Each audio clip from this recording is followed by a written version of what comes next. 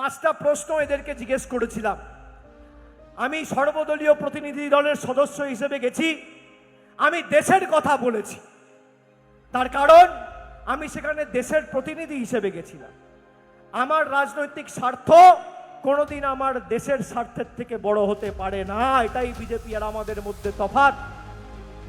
দেশ আমাদের কাছে মায়ের মতো। আজকে যে 4 জন এই হত্যা লীলাটা করেছে, সেই 4 জন জঙ্গির খবর কি?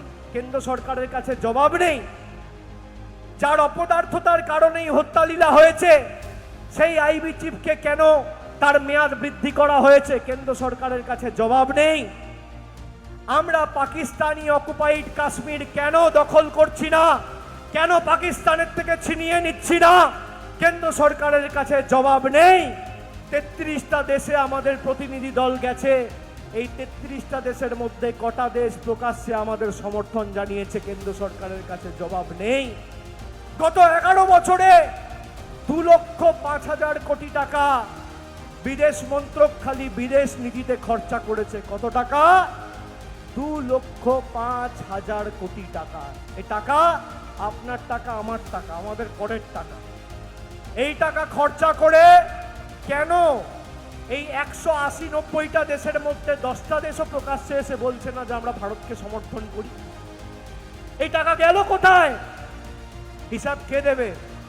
যারা নিজেদের পাহারাদার, চৌকিদার এইসব বলে দাবি করত, এই হিসেব দেওয়ার দায়িত্ব কার?